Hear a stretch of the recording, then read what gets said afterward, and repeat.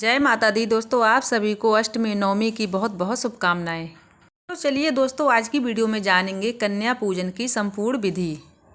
कैसे क्या करने हैं, कौन कौन सी सावधानियां बरतने हैं, कौन सी गलतियां हमें नहीं करने हैं। तो इसी से जुड़ी बहुत सारी बातें आज की वीडियो में जानेंगे। सभी नियम को जानने के लिए वीडियो को अंत तक जरूर देखिए और वीडियो पसंद आए तो वीडियो को लाइक सब्सक्राइब जरूर कीजिएगा। तो आइए वीडियो शुरू करते हैं और जान लेते हैं सभी जरूरी नियम। तो सबसे पहले आपको बता दूं, कन्या पूजन आप अष्टमी को करना चाहते हैं तो अष्टमी को भी कर सकते हैं, नवमी को करना चाहते हैं तो नवमी को भी कर सकते हैं। लेकिन इस बात का जरूर ध्यान रखिए, कन्या पूजन हवन के बाद ही किया जाता है। इस बात को लेकर कई लोग कंफ्यूजन में रहते हैं कि पहले कन्या पूजन करें या पहले हवन करें। तो आपको मैं बता देती हूँ, पहले हवन किया जाता है, बाद में कन्या पूजन किया जाता है। सुबह की पूजा कर लेते हैं, उसके बाद हवन करते हैं, उसके बाद कन्या पूजन किया जाता है। और अगली बात, कन्या पूजन से एक दिन पहले सभी कन्याओं को न्योता दिया जाता है। मतलब जितनी कन्याएं आपको मिलती हैं 5, 7, 9 उतनी कन्याओं को उनको आमंत्रित कर दिया जाता है कि हमारे घर कन्या पूजन है, आपको आना है। फिर जब कन्या आपके घर आती है तो सबसे पहले उनके चरण को धुलें, फिर सम्मान के साथ उनको एक साफ स्वच्छ चादर बिछाएं, उस पर उनको बिठाएं। कन्या पूजन हमेशा धरती पर किया जाता है, बेड वगैरह पे नहीं। तो आप पहले से ही एक चादर बिछा लें और सभी कन्याओं को उसी पर मान आदर के साथ बिठा लें। चादर पर लाइन बनाकर कन्याओं को बिठा लें। 9 कन्याएं चाहिए, उनके साथ एक भैरव चाहिए। अब जान लेते हैं कन्याएं कितनी बड़ी होना चाहिए। तो कन्याएं 2 वर्ष से 10 वर्ष तक की कन्याएं होना चाहिए। 10 वर्ष से कम की कन्याएं मिलती हैं तो और भी अच्छा है, लेकिन बहुत ज्यादा छोटी कन्या को भी नहीं लें। और हमें कन्या बहुत ज़्यादा छोटी भी नहीं लेना है, क्योंकि अगर बहुत ज़्यादा छोटी कन्या हम ले लेंगे तो कुछ वो खा भी नहीं पाएंगी। इसीलिए कम से कम 2 वर्ष तक की तो कन्या होना ही चाहिए। और मान लीजिए इस समय पर आपको कन्या नहीं मिल पा रही तो आप छोटी कन्या को भी ले सकते हैं, या 5, 7 की संख्या में भी कन्या को ले सकते हैं। जरूरी नहीं है कि अगर नहीं मिल पा रही है कन्या तो हमें 9 ही कन्या करना है। यदि नहीं मिलती हैं तो आप 5 कन्या या 7 कन्या जो भी आपको मिल जाए उन कन्या का आप पूजन कर सकते हैं। लेकिन ध्यान रखें, भैरव को जरूर लें, भैरव के बिना कन्या पूजन अधूरा माना जाता है। और अगली बात, अगर आपने 9 दिन का नवरात्रि व्रत रखा है और आप कन्या पूजन नहीं करते हैं तो आपको व्रत का संपूर्ण लाभ प्राप्त नहीं होगा। फिर मन में दिल में यही रहता है कि कुछ अधूरा सा है। मैं आपको एक बात बता दूं, कई प्रश्न ये भी रहते हैं कि हमने शुरू और लास्ट का व्रत रखा है तो क्या हमें कन्या पूजन करना जरूरी है। देखिए, जब तक हम कन्या पूजन नहीं करते हैं तब तक हमें उसका कोई भी फल प्राप्त नहीं होता है। तो इसीलिए आप बहुत ज़्यादा कन्याओं को अगर भोजन नहीं करा सकते हैं, या आपको किसी कारण बहुत ज़्यादा कन्याएं नहीं मिल पा रही हैं 5, 7, 9, कम से कम आप 5 कन्याओं को भोजन जरूर जिमाइए। ये जरूरी होता है। माता जब तक प्रसन्न नहीं होती हैं, जब तक हम कन्या पूजन नहीं करते हैं। सिर्फ कन्या पूजन की वजह से हमारा व्रत अधूरा रह जाए तो ये भी तो ठीक नहीं है।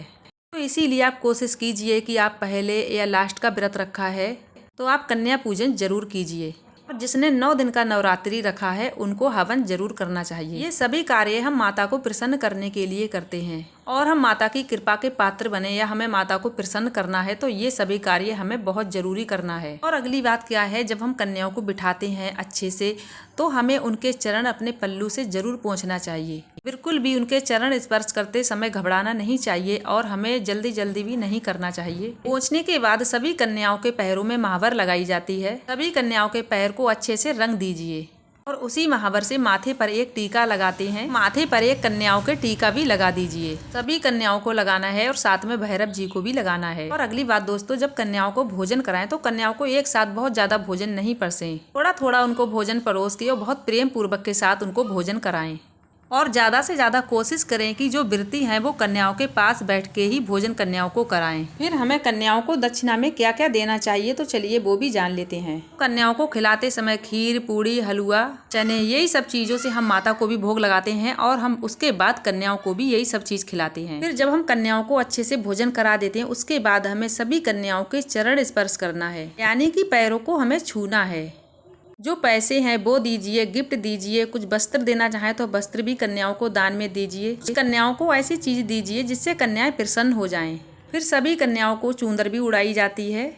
जिस चुन्नी पर जय माता दी लिखा हुआ आता है उस चुन्नी को आप उड़ा दीजिए, चाहे बांध दीजिए। कन्याओं को कुछ फल दे सकते हैं, केला है या सेब है। कोशिश करें कि कन्याओं को बिना फल दिए विदा ना करें। देखिए, बहुत ज़्यादा फल नहीं है तो कम से कम कन्याओं को एक केला ही दे दीजिए, लेकिन कन्याओं को कुछ फल देकर ही विदा करना चाहिए। फिर कन्याओं से आशीर्वाद लेके गिफ्ट आदि देकर फिर कन्याओं को अच्छे से बाहर तक विदा करके आइए।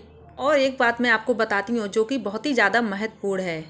कई बार हम क्या करते हैं कि कन्याएं जब हमारे घर से जेम कर जाती हैं और हम तुरंत ही झाड़ू पोंछा करने लगते हैं कि बहुत गंदा हो जाता है, तो तुरंत जल्दी जल्दी सफाई में लग जाते हैं, जो कि ऐसा करना बिल्कुल भी शुभ नहीं माना जाता है। क्योंकि जब कन्याएं कन्या पूजन के लिए आती हैं तो वो कोई आम कन्याएं नहीं होती हैं, वो देवी का रूप होती हैं। और जब देवी को हम विदा करते हैं अपने घर से तो एकदम पीछे से झाड़ू पोंछा नहीं करते हैं, जो कि ये बिल्कुल भी शुभ नहीं होता है। बहुत ज्यादा समय नहीं तो कम से कम 2-3 घंटे झाड़ू पोंछा नहीं करना चाहिए, क्योंकि देवी माँ के चरण, कन्याओं के चरण ऐसे ही हमारे घर में नहीं पड़ते हैं। इसीलिए इस बात को ध्यान में रखते हुए ही सभी कार्य को करना चाहिए। तो हमें इस प्रकार से दोस्तों कन्या पूजन करना है। उसके बाद हमें अपना पारण करना है। जिन लोगों ने चढ़ते उतरते व्रत रखे हैं वो लोग नवमी के दिन पारण कर सकते हैं, और जिन लोगों ने पूरे 9 दिनों के नवरात्रि रखे हैं तो उन लोगों को 10वीं के दिन ही अपना व्रत का पारण करना चाहिए। एक बार आप खुद ही अपने मन से सोच कर देखिए, नवरात्रि जब हम पूरी नवरात्रि तक व्रत को रखेंगे और 10वें दिन हम व्रत का पारण करेंगे, तभी हमारा व्रत पूरा होता है और हमारा व्रत सफल भी होता है। और दोस्तों एक बात आपको और बता दूं, जैसी आपके यहाँ की रीति रिवाज है आप उसी के अनुसार चलिए।